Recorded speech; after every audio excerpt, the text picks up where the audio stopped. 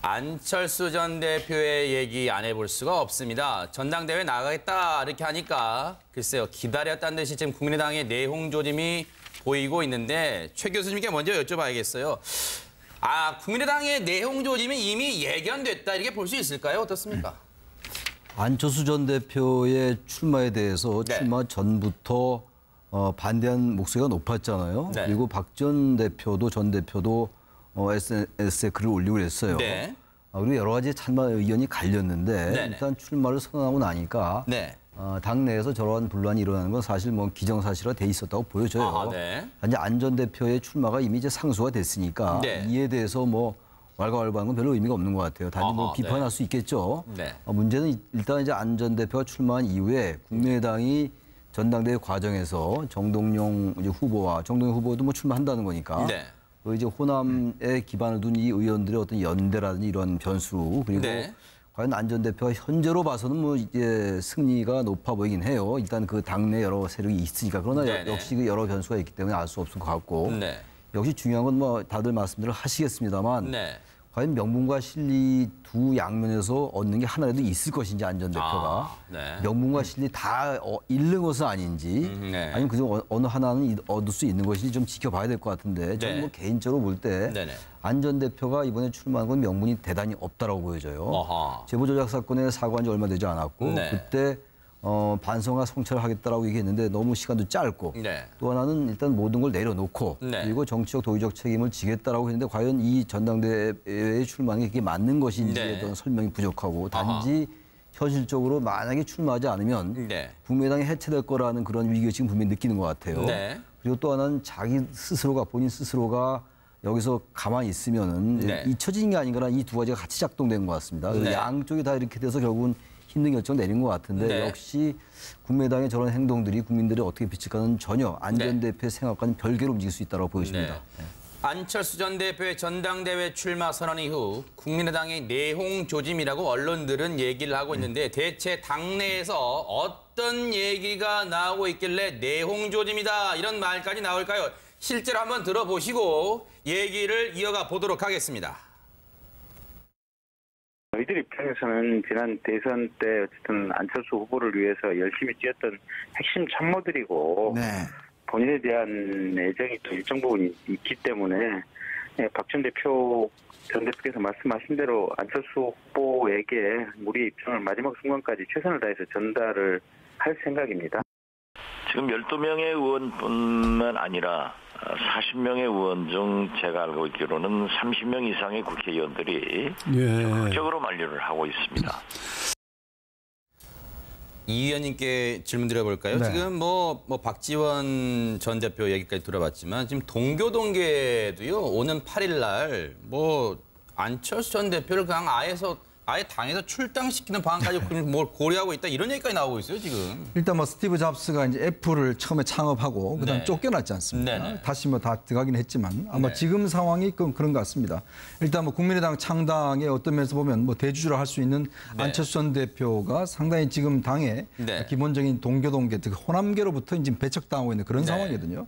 뭐 심지어는 뭐 오히려 출당을 시키겠다는 이야기까지 나오고 있을 정도니까 네. 상당히 하여튼 분위기는 좀 격앙된 것 같습니다. 네. 이게 단순히 지금 현재 입장에서 보면 뭐 세력 간의 다툼 정도 있겠죠. 예를 들어서 뭐 호남 중심의 어떤 동교동계와 그다음에 이제 안철수 계를 중심으로 하는 뭐 네. 세력 다툼이 있겠지만 또 네. 한편에서 보면 조금 정책적 노선 네. 이런 거에 다툼일 수도 있습니다. 아하. 왜냐하면 사실 안철수 전 대표가 보면 이제 그 극중이라는 걸 썼지 않습니까? 즉 네. 중도로 가겠다는 아하, 이야기인데 네. 실제로 지금 보면은 그동안 호남 쪽을 중심으로 해서는 사실 이제 좀 진보 쪽에 상당히 치중돼 있었죠. 네. 그리고 또 현 정부에 대해서 상당히 많이 협조적이었지 않습니까? 네. 이제 그런 상황에 대해서 이제 안철수 전 대표가 이렇게 가다가 나의 입지가 없다. 네. 즉 내가 중심으로 하는 중도 보수 이런 네. 것들을 좀 더 확실히 이번에 세워야 되겠다. 아하. 그러지 않고서는 나의 영역이 확보될 수가 없다. 네. 그런 차원에서 아마 이제 바른정당과의 어떤 연대라든지 이런 것들을 상당히 좀 모색을 하고 있는 것 같아요. 아하, 네. 이제 그렇게 될 경우는 사실은 이쪽에 있는 동교동계나 호남 쪽은 설 자리가 없죠. 이제 그러다 보니까 이번 싸움 자체가 네. 단순히 어떤 그 당의 패권뿐만 아니라 기본적인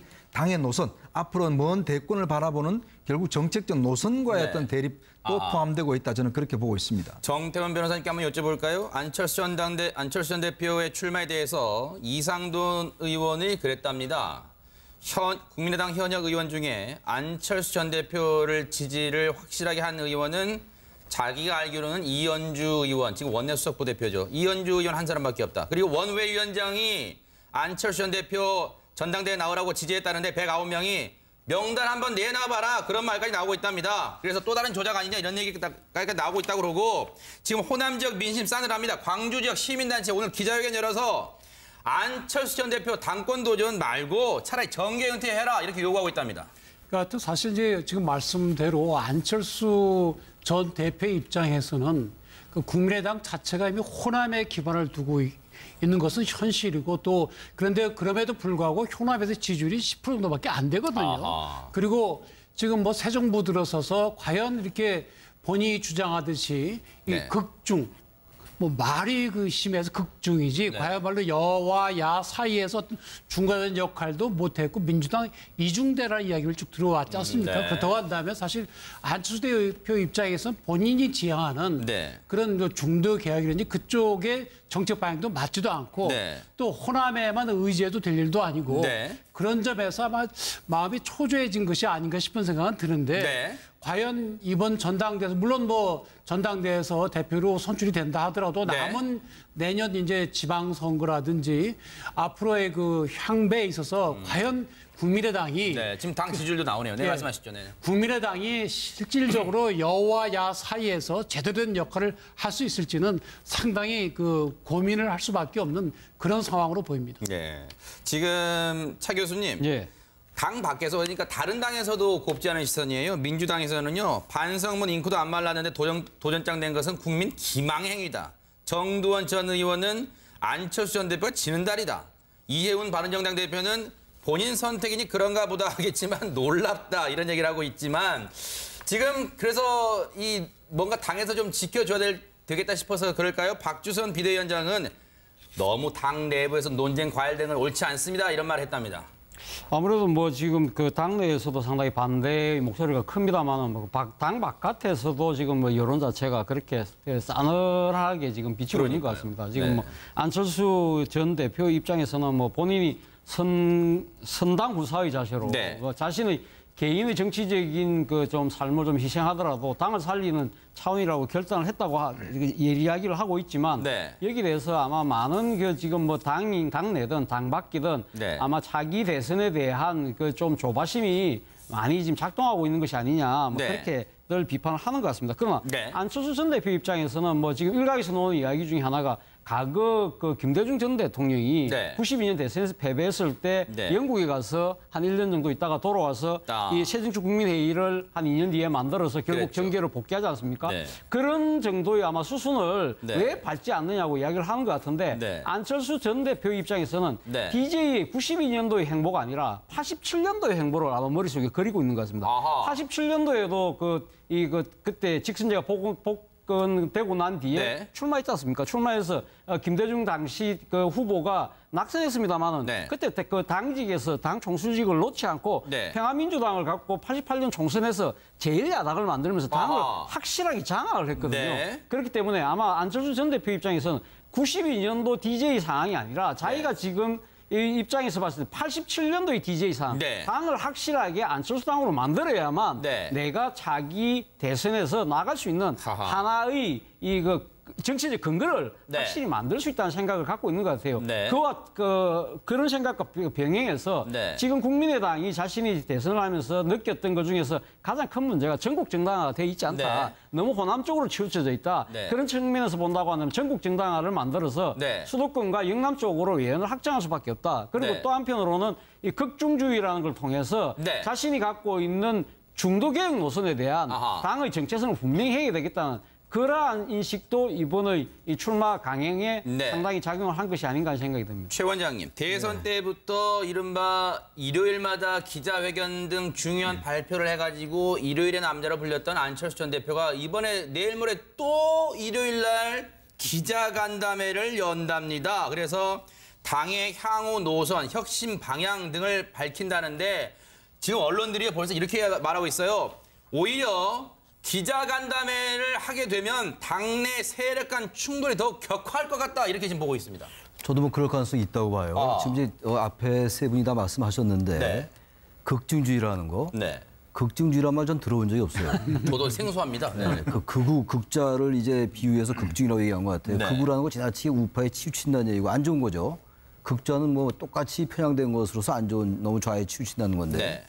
그것을 완화하고 뭔가 개혁적이고 양쪽에 너무 치우치지 말자는 의미에서 중도라는 게 있는 거잖아요. 네.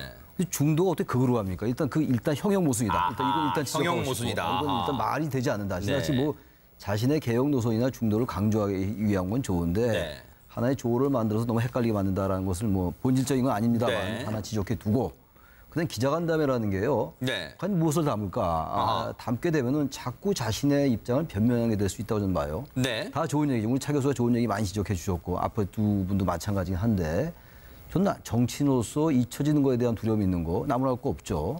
또 하나 문제는 국민의당이 지금 현재 지지율이 현저히 낮은 상태에서 네. 민주당 그리고 문재인 대통령의 지지율이 높은 상황 네. 이런 상황 속에서 이러다가는 국민의당이 소멸되겠다는 위기의식이 분명히 있어 네. 보입니다. 아하. 그렇기 때문에 안철수 전 대표가 출마하지 않을 거라는 예상들이 많았음에도 불구하고 네. 했단 말이에요. 아하. 근데 역시 중요한 건 정치는 현실 정치도 굉장히 중요합니다만 네. 역시 명분이 일단 필요합니다. 네. 명분이 너무 약해요 지금. 87년도 대선 때 DJ가 지고 나서 네. 87년 12월이죠. 그 다음엔 88년도 4월 4.16 13대 총선 때 제1야당이 됐는데 네. 그때와 지금은 전혀 비교할 개재가 안 돼요. 네. 물론 안철수 전 대표가 그것을 비교했는지 안 했는지 모르겠으나 저도 그러한 계산이 있다는 건 잘못된 계산이다. 왜 그러냐면은 지금 어쨌든 안철수 전 대표는 이 제보 조작 사건이라는 그 민주주의를 유린하는 그러한 사건의 일정 부분 정치적 도의적 책임이 있는 겁니다. 네. 본인이 인정했잖아요. 네. 그럼 적어도 일정 기간은 나타나지 않는 게 맞아요. 그런 다음에 정치권의 변화라든지 정치 상황의 변화 이런 상황 속에서 다시 책임을 모색하는 게 맞는 것이지. 네. 제가 아까도 말씀드렸습니다만 정치적 도의적 책임 지겠다고 해놓고 그러면서 당권에 도전하는 건 뭡니까? 이렇게 되면 아무 현실 정치에서 네.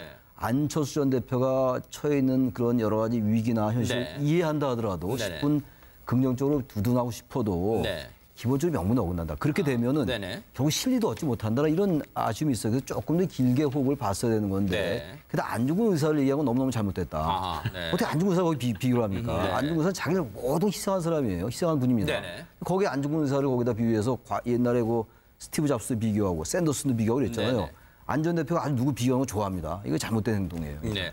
추가적으로 이 의원님 말씀만 듣고 다른 얘기 좀 넘어가 볼까요? 지금 안철수 전 대표의 생각은 뭘까? 이렇게 해야지. 지금 어제 그 출마 선언하면서 선당후사를 강조했는데 과연 이게 선당후사의 정신이냐 이런 비판이 나오는 것 같습니다. 일단 제가 볼 때는 안 전 대표의 구상은 일단 기본적으로 뭔가 중도 영역을 좀 자기가 확대를 해보겠다 뭐 이런 것 같아요. 네. 결국은 지금 현재 만약에 지금 이제 국민의당 그대로 있으면 사실 호남 이중대 역할밖에 못한다. 네. 자 그랬을 경우는 결국 이게 영역을 확장해야 되는데 그러려면은 사실 바른정당과 뭔가 손을 잡아야 될 것이다. 네. 그리고 바른정당과 손을 잡고 사실 어떤 면에서 보면 나중에는 자유한국당까지도 포함하는 어떤 네. 면에서 보면 이제 중도 보수적인 그런 어떤 큰 틀의 정계 개편을 네. 아마 본인은 머릿속에 좀 그리고 있는 것 같아요. 네. 왜냐하면 현재와 같은 상황에서 만약에 다음 총선, 대선 하더라도 결국 네. 본인이 어떤 입지 자체를 본다면 민주당에는 후보가 많지 않습니까? 네. 근데 그럼에도 불구하고 이쪽은 사실 후보가 그렇게 없거든요.